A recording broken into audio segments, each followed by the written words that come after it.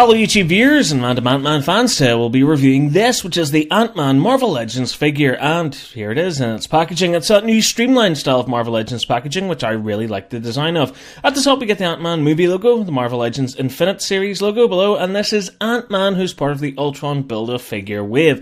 The window is nice and big, so it shows off both the figure and his accessories really well. The sides just offer a red illustrated image of the character, while on the back we get a good look at the figure thanks to this glossy image, as well as a bit of a write-up, which you can pause the video to read. Below this is a look at the figures in this wave, and the Ultron figure, which you can create if you pick all of them up.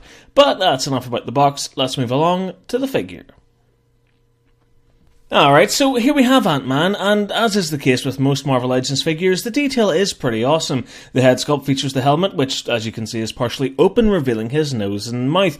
I don't really like that, as he didn't wear it like this in the movie, and I'd preferred that he came with a swappable head to give you the option of displaying him with the helmet open or closed. Apart from that, it looks great with some nice sharp sculpting and good attention to detail, but with the various gadgetry on the helmet itself, including those antennas above each ear, the plate sections on the back of the head, and the orangey reddish eyes.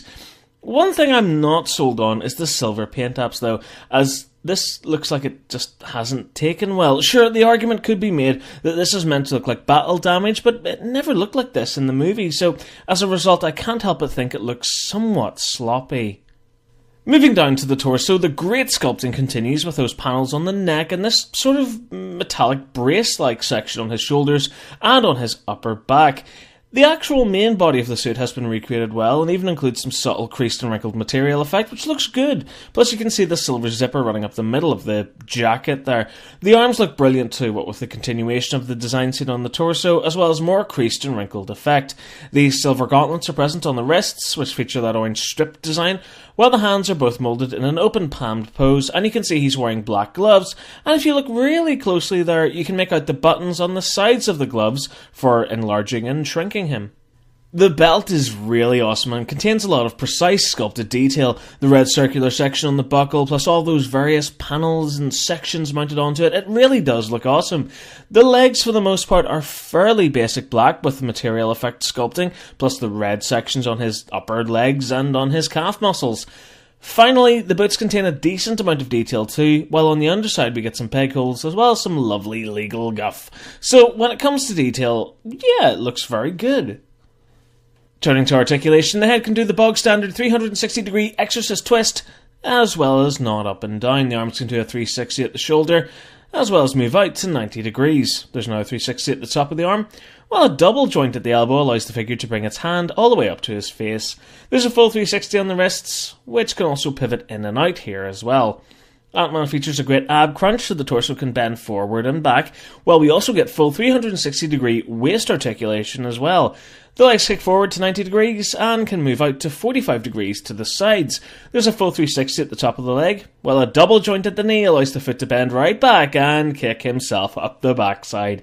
And rounding it all off, the foot itself can pivot forward and back, as well as side to side at the ankle. So a great amount of articulation here, which is brilliant as it means Ant-Man can be posed in many interesting and exciting positions while on display. Looking at accessories now, and this figure comes with a fair amount. First up we get Mini Ant-Man. I love this, such a brilliant idea to include a smaller version of the figure, so kids can actually pretend that the character has shrunk down. Not a lot of detail or paint apps here, of course not, it's hardly bigger than a grain of rice, what we were expecting, and there's no posability for the same reason. Next up, look! It's Anthony! That's so awesome! Again, no posability on here and some decent moulding. I love the sculpt of the wings and that almost glossy paint on there to make them look a little translucent like an actual ant's wing. What's great about this is that the mini Scott Lang Ant-Man figure can be positioned on Anthony, which just sets it off so well. A micro Yellow Jacket figure is also included, so Scott and Anthony have someone to fight. It's the same size as the mini Ant-Man, so again, no great detail or paint apps, plus he's permanently sculpted into a punching pose with those silver stinger weapons extended out at the back. And finally we get the Ultron Prime head from the Build-A-Figure line. I find it rather ironic in a cool sort of way that Ultron's head was included here, as of course it's Ant-Man who creates Ultron in the comics. Or, well, Hank Pym does anyway. And doing a quick size comparison, Ant-Man fits in well with the other Marvel Legends figures. While he's a lot smaller than the Marvel Select figures, Plus you can get an idea of how tiny those mini Ant-Man and Yellow Jacket figures are when compared to the large one. So overall, what do I think of this figure? I like it. Really good detail and sculpting on here, which is always the case for Marvel Legends. However, the paint apps on that head could have been a little bit better. And like I said earlier, I'd have loved an alternate head as an accessory. Apart from that, I've no major issues with the figure. The articulation is excellent, and that's key for a character such as Ant-Man, because you want to display him in a sort of running pose or an exciting action pose, and that's exactly what you get to do. The accessories are just inspired, and I love the miniature figures as well as Anthony.